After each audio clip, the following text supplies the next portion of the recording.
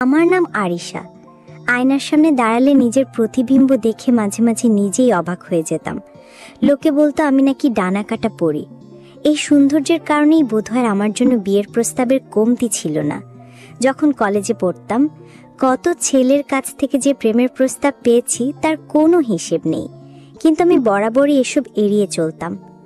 আমার কাছে আমার বাবা মায়ের সম্মান আর পছন্দের মূল্য ছিল সবার ওপরে। আমি চেয়েছিলাম তাদের পছন্দেই আমার জীবনসঙ্গী নির্বাচন হোক। একদিন বাবা আমাকে ডেকে বললেন, মা আরিশা, আমার বন্ধু আমজাদের ছেলে তানভীর।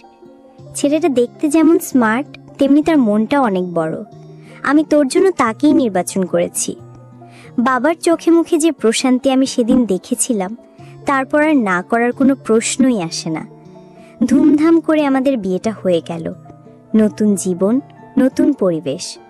শ্বশুরবাড়িতে পা রাখার পর বুঝলাম তারা আর্থিকভাবে খুব একটা সচ্ছল নন, কিন্তু তাদের মনের সচ্ছলতা ছিল অফুরন্ত।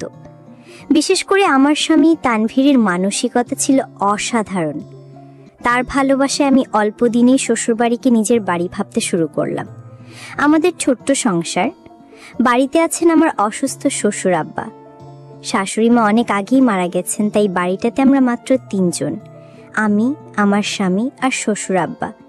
বাড়িটা বেশ ছোট, 2টো প্রধান শোবার ঘর আর বারান্দার সাথে লাগোয়া একটা ছোট ঘর। দিনগুলো বেশ সুখেই কাটছিল। বিয়ের প্রায় 4 মাস পরের কথা। একদিন রাতে তানভীর আমার পাশে বসে বলল, আরিশা, তোমাকে একটা কথা বলার ছিল। আমি ওর চোখের দিকে তাকিয়ে বললাম, কি কথা? তানভীরের মুখটা একটু মলিন হয়ে গেল। সে বলল, আমার অফিসের পক্ষ থেকে একটা বিশেষ প্রশিক্ষণের জন্য আমাকে 3 মাসের জন্য বিদেশে যেতে হবে। কথাটা শুনে আমার বুকের ভেতরটা ধক করে উঠল। এই মানুষটাকে ছাড়া আমি 3 মাস থাকবো কিভাবে? শ্বশুর আব্বা অসুস্থ, আমি একা কিভাবে সব সামলাবো? আমার মনের অবস্থা বুঝতে পেরেই হয়তো তানভীর আমার হাতটা ধরে বলল, আমি জানি তুমি কি ভাবছো। বাবা অসুস্থ, তিনি তোমার দেখাশোনা করতে পারবেন না। তোমার কোনো কিছু প্রয়োজন হলে এনে দেওয়ারও কেউ নেই, তাই আমি একটা সিদ্ধান্ত নিয়েছি। আমি জিজ্ঞাসু দৃষ্টিতে তাকালাম। তানভীর বলল, আমার বড় ভাইয়ের ছেলে আরিফকে এখানে রেখে যাব। ও পড়াশোনার জন্য শহরেই থাকে, ওরা আমাদের বাড়ি থেকে কিছুটা দূরে। আমি কালই গিয়ে ওকে নিয়ে আসব। ও থাকলে তোমার সুবিধা হবে আর আমারও চিন্তা কম হবে। ভাসুরের ছেলের কথা আমি আগে শুধু শুনেছি, কখনো দেখিনি। পরের দিনই তানভীর আরিফকে সাথে করে নিয়ে এলো। আমি দরজা খুলে আরিফকে দেখে একটু অবাক হলাম। ওর চেহারায় এক ধরনের শান্ত ভাব ছিল, চোখে মুখে ভদ্রতা ও আত্মবিশ্বাসের ছাপ। আমি ওর দিকে তাকিয়েই ছিলাম। তখন তানভীরের কথায় ঘোর কাটল। কি হলো, আরিফকে ভেতরে আসতে দেবে না? আমি লজ্জিত হয়ে দরজা ছেড়ে দাঁড়ালাম। আরিফ ঘরে এসে আমাকে সালাম দিল। তার কণ্ঠস্বরও খুব মিষ্টি। তানভীর যাওয়ার আগে আরিফকে বারবার বলে গেল, আরিফ, তোর কাকিমার দিকে খেয়াল রাখিস, ওর যেন কোনো অসুবিধা না হয়। আরিফ মাথা নেড়ে বলল, কাকা, তুমি কোনো চিন্তা করো না, আমি কাকিমার প্রতি সম্পূর্ণ খেয়াল রাখবো।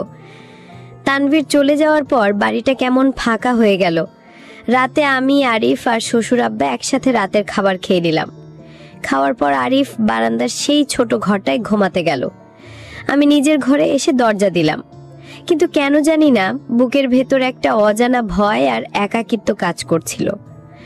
আরিফের উপস্থিতি কি আমার এই একাকিত্ব দূর করতে পারবে, নাকি নতুন কোনো গল্পের সূচনা করবে? সেই রাতে আমি ঘুমাতে পারছিলাম না, শুধু এপাশ ওপাশ করছিলাম। রাত তখন প্রায় 2টো বাজে। হঠাৎ আমার ঘরের দরজায় খুব মৃদু একটা টোকা পড়ল। শব্দটা এতটাই হালকা যে প্রথমে আমার ভুল মনে হয়েছিল, কিন্তু পরপর 2 বার টোকা পড়তেই আমার মনের ভেতর কাঁপুনি বেড়ে গেল। এত রাতে কে হতে পারে? আমি কাঁপা কাঁপা গলায় ঘরের ভেতর থেকেই জিজ্ঞেস করলাম, কে? কিন্তু বাইরে থেকে কোনো সাড়া এলো না। নিস্তব্ধ রাত, শুধু ঝিঝি পোকার ডাক শোনা যাচ্ছে। আমার ভয়টা আরো বেড়ে গেল। কে দরজায় টোকা দিয়েও কথা বলছে না? আমার মনে নানা রকম চিন্তা আসতে লাগলো। তবে কি? বাইরে থেকে কোনো উত্তর না পেরে আমার ভেতরটা ভয়ে হিম হয়ে আসছিল। শ্বশুর আব্বা অসুস্থ, তিনি এত রাতে উঠে আমার দরজায় আসবেন না। তাহলে কি আরিফ? কিন্তু ও কেন আসবে? নানা রকম দ্বিধা আর ভয় নিয়ে আমি খুব সাবধানে দরজাটা খুললাম। দরজা খুলতেই দেখলাম আরিফ দাঁড়িয়ে আছে, তার চোখে মুখে একটা অস্বস্তির ছাপ। আমি অবাক হয়ে বললাম, আরিফ, তুমি এত রাতে? কোনো সমস্যা? আরিফ ইতস্তত করে বলল, কাকিমা, আসলে বারান্দার যে ঘরটাতে আমি শুয়েছিলাম সেখানে ঘুমাতে পারছি না। ওর কথা শুনে আমার কপালে চিন্তার ভাঁজ পড়ল। আমি বললাম, কেন, কি হয়েছে? মশা বা পোকামাকড়ের সমস্যা? আরিফ মাথা নেড়ে বলল, না কাকিমা, ওই সব কিছু না। ঘরের চাল দিয়ে বৃষ্টির পানি পড়ছে, বিছানার এক পাশ ভিজে গেছে। আমি অবাক হলাম, আজ তো বৃষ্টি হয়নি, তাহলে বৃষ্টির পানি কিভাবে পড়বে? আমি বললাম, আজ তো বৃষ্টি হয়নি আরিফ, তাহলে পানি পড়বে কিভাবে? আরিফ এমন ভাবে উত্তর দিল যেন সে নিজেও খুব অবাক। আমিও তো সেটাই ভাবছি কাকিমা, কিন্তু সত্যি পানি পড়ছে, আপনি নিজে এসে দেখতে পারেন। আমি ওর সাথে বারান্দার ঘরে গেলাম, গিয়ে দেখি যা বলল তাই। ঘরের এক কোণায় ছাদ থেকে টপ করে পানি পড়ছে, আর তার নিচের তোশকটা ভিজে একাকার। আমি ভীষণ অবাক হলাম, এই ঘরে তো আগে কখনো পানি পড়েনি, আজ হঠাৎ করে এমনটা কেন হলো? তবে কি চালের কোথাও কোনো ছিদ্র হয়েছে যা আগে বোঝা যায়নি? যাই হোক, এখন তো আর এসব ভেবে লাভ নেই। আমি আরিফকে বললাম, আচ্ছা তুমি এক কাজ করো, শ্বশুর আব্বার ঘরে তো আরেকটা চৌকি আছে, তুমি সেখানে গিয়ে ঘুমাও।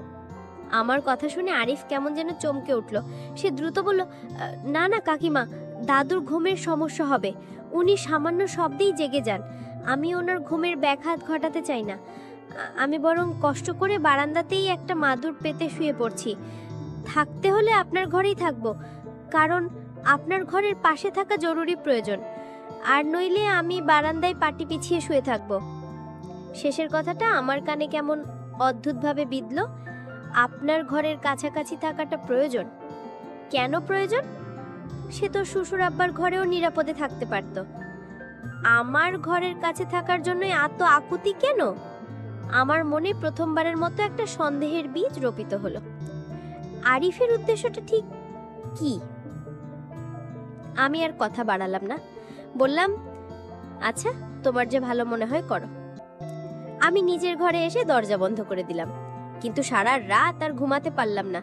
আরিফের ওই কথাটা আমার মাথায় ঘুরপাক খেতে লাগলো। তার আচরণে এমন কিছু ছিল যা আমাকে অস্বস্তিতে ফেলে দিয়েছিল। সে কি সত্যিই সহজ সরল, নাকি তার মনে অন্য কোনো উদ্দেশ্য আছে? পরের দিন সকালে আমি একজন মিস্ত্রি ডেকে আনলাম বারান্দার চালটা দেখানোর জন্য। মিস্ত্রি মই লাগিয়ে চালের উপরে নিচে সব ভালোভাবে দেখলো, তারপর নিচে নেমে এসে যা বলল তাতে আমার সন্দেহটা আরো ঘনীভূত হলো। মিস্ত্রি বলল, ম্যাডাম, চাল তো সব দিকে ঠিকই আছে, কোথাও কোনো ছিদ্র বা ফাটল আমি খুঁজে পেলাম না। এই চাল দিয়ে তো পানি পড়ার কোনো কথাই না। মিস্ত্রির কথা শুনে আমার পায়ের নিচের মাটি যেন সরে গেল। তাহলে কি গত রাতে যা হয়েছে সেটা আরিফের সাজানো নাটক ছিল? কিন্তু কেন? সে কেন অভিনয় করবে? আমি মিস্ত্রিকে তার পারিশ্রমিক দিয়ে বিদায় করে দিলাম। তারপর আরিফকে ডাকলাম। আরিফ আসতে আমি সরাসরি জিজ্ঞেস করলাম, আরিফ, মিস্ত্রি তো বলল চাল বিলকুল ঠিক আছে, তাহলে গত রাতে ঘরে পানি এলো কিভাবে? আমার প্রশ্ন শুনে আরিফের মুখটা ফ্যাকাশে হয়ে গেল। সে এমন একটা ভাব করলো যেন আকাশ থেকে পড়েছে। সে বলল, তাই নাকি? আমি তো কিছুই জানি না কাকিমা, পানি কিভাবে এলো? হয়তো অন্য কোনো সমস্যা ছিল যা মিস্ত্রির চোখে পড়েনি। তার এই উত্তর শুনে আমার মনে কিছুটা দ্বিধা জেগে উঠল। ব্যাপারটা যেন পুরোপুরি পরিষ্কার হচ্ছিল না। আরিফ কিছু একটা লুকাচ্ছে, কিন্তু আমি সরাসরি তাকে চোরও বানাতে পারছিলাম না। যদি আমার ধারণাই ভুল হয়, যদি সত্যি কোনো কারণ থাকে যে আমি বুঝতে পারছি না, এই সব ভেবে আমি আরও দ্বিধায় পড়ে গেলাম। আরিফের প্রতি আমার ভয় আর সন্দেহ দুটোই বাড়তে শুরু করলো। মিস্ত্রির কথা শোনার পর থেকে আরিফের প্রতি আমার সন্দেহটা একটা শক্ত ভিত্তি পেয়ে গেল। আমি বুঝতে পারছিলাম সে জেনে শুনে কিছু একটা করেছে, কিন্তু প্রশ্ন হলো কেন? তার উদ্দেশ্য কি? সারাদিন আমি আরিফের সাথে খুব কম কথা বললাম, তাকে আড়াল থেকে পর্যবেক্ষণ করার চেষ্টা করছিলাম। তার প্রতিটি পদক্ষেপ, প্রতিটি চাহনি আমার কাছে রহস্যময় মনে হচ্ছিল। রাতে খাওয়ার সময়ও পরিবেশটা খুব থমথমে ছিল। শ্বশুর আব্বা নিজের মতো খেয়ে ঘরে চলে গেলেন। আমি আর আরিফ যখন খাচ্ছিলাম তখন